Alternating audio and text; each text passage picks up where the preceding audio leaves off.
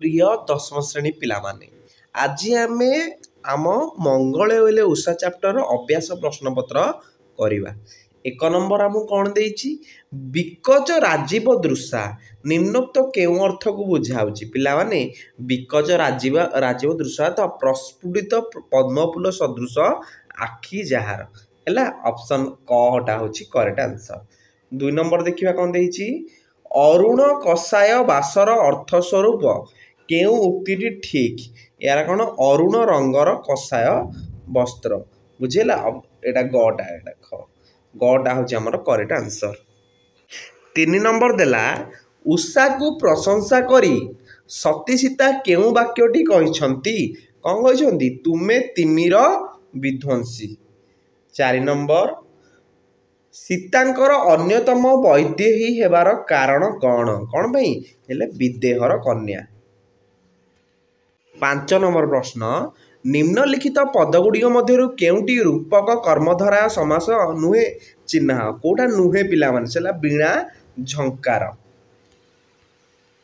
पिला माने। तापर हमर 6 नंबर देइछि निम्नोक्त प्रत्येक शब्दर दुईटी भिन्न भिन्न अर्थ लेखिबा बुझिला ताले पिला माने बास हैला बासर अर्थ गोटे है सुगंध बास्त आ गोटे है संख्या तापर अंक अंक अर्थ कोल गोटे है आ गोटे अंक अर्थ हाथ अठे है तापर कर कर अर्थ खजना हाणा सुंड किरण चरण बुझेला तापर पद सेमिति सम्मान सूचक स्थान एपटे कौ वन जल अवश्य भिन्न नियम तापरे विधाता विधान विपत हेब सुति वर्णकान सुति अर्थ गृह। 7 नंबर प्रश्न निम्नलिखित शब्द गुड़िकर 3टी लेखाएं प्रतिशब्द लेख है ताले प्रतिशब्द लिखा कुसुम कुसुमर कौन हम सुमन प्रसन्न सुष्ट राजाब तांक ज नलिनी पह नार अंबु बारी जल रात्रि है भजन जामिन सब लिखिदे जाए गगन है व्योम सब। 8 नंबर प्रश्न क स्तंभर प्रत्येक पद सहित ख स्तंभर उपयुक्त पद जोग कर बुझेला ताहाले लिखिदे सरस्वती स्तव पाठ मुक्ता आश्रम धात्रा उषा प्रभात तारा कुंभाटुआ उपहार तापर मंगल प्रदीप हम बास झंकार तमसाला सुकुमार देहा। तापर 9 नंबर देखिबा 9 नंबर देइछि तुम बंधनी मध्य ठीक शब्दटी लिखिबा तुम्भ कोमल चरण करे डैश आहरण ज्योति आहरण है तले आंसर भी मध्य लिखि देइछि। तापर खरे बंदिले उक्षार डैश सब नयरे कौन है पाद है लिखि देइछि आंसर। तापर गर देखिबा जानका दर्शन डैश जानका दर्शन तृषा है तृषा होछि करेक्ट आंसर। घरे प्रांगणे कुसुम बिंची सुबासित नारी हम नारी सिंचा। नेक्स्ट 10 नंबर आमर क्षुद्र उत्तरमूलक प्रश्न उत्तर दर्शन दियसती राति पाइला एक कथा किए काहाकू कहिसंती एक कथा उषाराणी सती शिरोमणि सीतांकू कहिसंती। 11 नंबर प्रश्न आमर वाल्मीकि आश्रम को उषा काहेकि आगमन करथिले बोली वर्णित होईची पिला माने उषाराणी सती शिरोमणि सीतांकू दर्शन करिया को वाल्मीकि आश्रम को आगमन करथिले बोली वर्णना हेछि। 12 नंबर उषा मंगल मुहूर्त रे आसीथिबा कथा कवितार केउ पदरु जना पड़ी जाउची हैला एटा हला प्रथम पद मंगल होला उषारु। तापर 13 नंबर उषा उपहार स्वरूप कौन आनिछंती हैला नाहार रूपक मुक्त आनिछंती।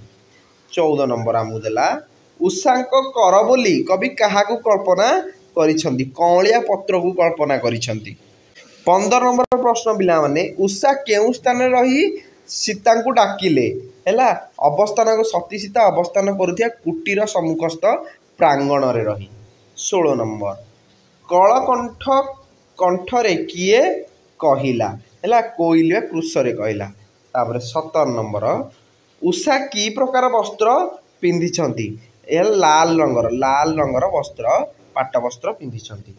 तापर 18 नंबर कवि उषा को केउ रूप रे वर्णना करिछंती जोगेश्वरी रूप रे वर्णना करिछंती। 19 नंबर प्रश्न पिला माने मर्त्य भुवन को उषा आसीबार उद्देश्य कौन ସତୀ ସୀତାଙ୍କର ଦୁଃଖ ଦୂର କରି ତାଙ୍କୁ ନବଜୀବନ ପ୍ରଦାନ କରିବା ହିଁ ଥିଲା ଉଷା ଦେବୀଙ୍କର ମର୍ତ୍ତ୍ୟଭୁବନକୁ ଆଗମନ କରିବାର ଉଦ୍ଦେଶ୍ୟ। 20 ନମ୍ବର ସୀତାଙ୍କୁ ଅଭିନନ୍ଦନ ଜଣାଇବା ପାଇଁ ଉଷା କି ବ୍ୟବସ୍ଥାମାନ କରାଇଥିଲେ? ଉଷାରାଣୀ ସଙ୍ଗୀତ ନୃତ୍ୟ ବାଦ୍ୟ ତଥା ଶ୍ରୁତିପାଠର ବ୍ୟବସ୍ଥାମାନ କରାଇଥିଲେ। 21 ନମ୍ବର ଉଷା ସୀତାଙ୍କୁ ସତୀ ରାଜ୍ୟରାଣୀ ବୋଲି ସମ୍ବୋଧନ କଲେ କାହିଁକି? ଅଯୋଧ୍ୟାର ରାଜ୍ୟର ରାଣୀ ରଘୁକୁଳ ବଧୂ ସୀତା ହିଁ ଅଗ୍ନି ପରୀକ୍ଷା ଦେଇ ସ୍ୱୟଂ ସତୀତ୍ୱର ପରାକାଷ୍ଠା ପ୍ରଦର୍ଶନ କରିଥିବାରୁ। ତାପରେ 22 ନମ୍ବର ସରସ୍ୱତୀଙ୍କ ବାଣୀ ଝଙ୍କାର ସହିତ କାହାକୁ ତୁଳନା କରାଯାଇଛି? ହେଲା ସେ ହେଲା ଆଶ୍ରମ ନିବାସୀ ମୁନିମାନଙ୍କ ମୁଖ ନିଃସୃତ ବେଦଧ୍ୱନି ତଥା ଉଚ୍ଚ ଓଁକାର ଶବ୍ଦକୁ କବି ସରସ୍ୱତୀଙ୍କର କ'ଣ ବୀଣା ଝଙ୍କାର ସହିତ ତୁଳନା କରିଛନ୍ତି। ଏହାଦ୍ୱାରା 23 ନମ୍ବର ବନଭୂମିରେ କି ପରିବର୍ତ୍ତନ ଆସିଲା? ପିଲାମାନେ ମନ୍ତ୍ର ବଳରେ ଶକ୍ତି ବୃଦ୍ଧି ହେବା ପରି ଏହାଦ୍ୱାରା ବନଭୂମି କ୍ରମଶଃ ଉଜ୍ଜ୍ୱଳ ହୋଇ ଉଠିଲା। 24 ନମ୍ବର ଅନୁକମ୍ପା କିଏ? ବ୍ରହ୍ମଚାରିଣୀ ଅନୁକମ୍ପା ଆଶ୍ରମବାସିନୀ ଜୈନିକ ତପସ୍ୱିନୀ। 25 ନମ୍ବର ଅନୁକମ୍ପା ମାତାଙ୍କୁ କ'ଣ କହିଲେ? ଦର୍ଶନ ବିଳାସିଆ ଉଷାଙ୍କୁ ଦର୍ଶନ ଦେଇ ସନ୍ତୁଷ୍ଟ କରିବା ସହିତ କୋଳରେ ଧରି ପରମ ସୁଖ ଲାଭ କରିବାକୁ ଚାହିଁ ରହିଥିବା ତମସାର ଆଶା ପୂର୍ଣ୍ଣ କରିବା ନିମନ୍ତେ ଶଯ୍ୟାତ୍ୟାଗ କରିବା ନିମନ୍ତେ ଅନୁକମ୍ପା ସତୀ ସୀତାଙ୍କୁ କହିଲେ।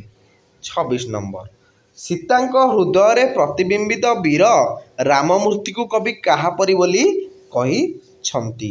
କବି ପଦ୍ମନା ହୃଦୟସ୍ଥିତ ଶିଶିର ବିନ୍ଦୁରେ ପତିତ ସୂର୍ଯ୍ୟଙ୍କର କ'ଣ ରଶ୍ମିର ପ୍ରତିବିମ୍ବ ପରି ବୋଲି କହିଛନ୍ତି। ତାପରେ 27 ନମ୍ବର ସୀତାଙ୍କ ହୃଦୟ ଶୋକ ଜର୍ଜରିତ ହେବାର କାରଣ କ'ଣ? କାରଣ ରଘୁବୀର ଶ୍ରୀରାମଚନ୍ଦ୍ରଙ୍କ ଦ୍ୱାରା ସୀତା ନିର୍ବାସିତ ହୋଇଥିବାରୁ ତାଙ୍କ ହୃଦୟ ଶୋକ ଜର୍ଜରିତ ହୋଇଥିଲା। ସୀତା ଉଷାଙ୍କ ପଦବନ୍ଦନା କ'ଣ କହିଲେ? ହେଲା ସୀତା ଉଷାଙ୍କ ପଦବନ୍ଦନା କରି ତାଙ୍କୁ ସଂସାରର ଆସିକାର ବିନାଶୀନ ତଥା ସୂର୍ଯ୍ୟୋଦୟର ସୂଚକ ହେବା ପାଇଁ କହିଲେ। 29 ନମ୍ବର ଉଷାଙ୍କୁ ଶୁଭ୍ର ଶତରବ ରସିକେ ବୋଲି ହେଲା ସୀତା କହିଲେ କାହିଁକି? ସୀତା ଏଟା ସୀତା ପିତା ହେଲା ଏଟା ହେଲା ଉଷାଙ୍କ ଆଗମନରେ ହେଲା ସଂସାର ଶୁଭ୍ର ପରବରେ ପରିପୂର୍ଣ୍ଣ ହୋଇ ଉଠୁଥିବାରୁ ହେଲା ସୀତା ତାଙ୍କୁ ଶୁଭ ଶବରବ ରସିକ ବୋଲି କହିଥିଲେ। ତାପରେ 30 ନମ୍ବର ଶୁଭ ସମ୍ପାଦିନା ହୁଅ ରଘୁବଂଶୀକେ ଏକଥା କିଏ କାହାକୁ କହିଛନ୍ତି? ହେଲା ଏକଥା କିଏ କାହାକୁ କହିଛନ୍ତି? ଏଟା ପିଲାମାନେ ଲେଖିନି ଏଟା ଉଷା ବୋଧେ ସୀତାଙ୍କୁ କହିଛନ୍ତି ହେଲା ଏଟା ଲେଖା। ତାପରେ 30 ନମ୍ବର ତମସାକୁ ଆଶ୍ରମ ଧାତ୍ରା ବୋଲି କାହିଁକି କୁହାଯାଇଛି? ତମସା ତାରର ଅବସ୍ଥିତ ମହର୍ଷି ବାଲ୍ମୀକିଙ୍କ ଆଶ୍ରମର ସମସ୍ତ ଆବଶ୍ୟକତାକୁ ସ୍ୱୟଂ ସ୍ୱଚ୍ଛ ପବିତ୍ର ଜଳଧାରା ପୂର୍ଣ୍ଣ କରୁଥିବାରୁ ତାଙ୍କୁ ଆଶ୍ରମ ଧାତା ବୋଲି କୁହାଯାଇଛି।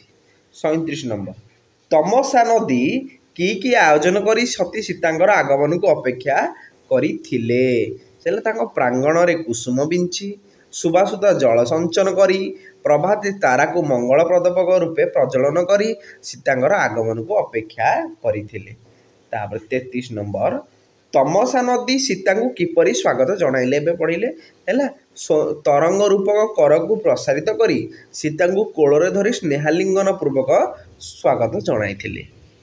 34 ନମ୍ବର ପିଲାମାନେ ସୀତାଙ୍କୁ ଲାଭ କରି ତମସା ନିଜକୁ ଭାଗ୍ୟବତୀ ବୋଲି ଭାବିଛନ୍ତି କାହିଁକି? କାରଣ ସଂସାରରେ ସତୀ ଶିରେ ମଣି ରଘୁକୁଳବଧୂ ଜାନକୀ ନନ୍ଦିନୀ ସୀତାଙ୍କୁ କୋଳରେ ଧରି ସ୍ନେହାଲିଙ୍ଗନ କରିଥିବାରୁ ତମସା ନିଜକୁ ଭାଗ୍ୟବତୀ ବୋଲି ମନେ କରିଛନ୍ତି। ହେଲା ପିଲାମାନେ ନେକ୍ସଟ କ୍ଲାସରେ ଆମେ ସବୁତକ ସରଳାର୍ଥ ଆଉ ଲଙ୍ଗ କୋଶ୍ଚିନ୍ ଦେଖିବା ହେଲା ଟିକେ ସର୍ଟ କୋଶ୍ଚିନ୍ ଦେବା ଆମେ ପାର୍ଟ 2ରେ ସେଇଟା କରିବା। ଧନ୍ୟବାଦ ପିଲାମାନେ।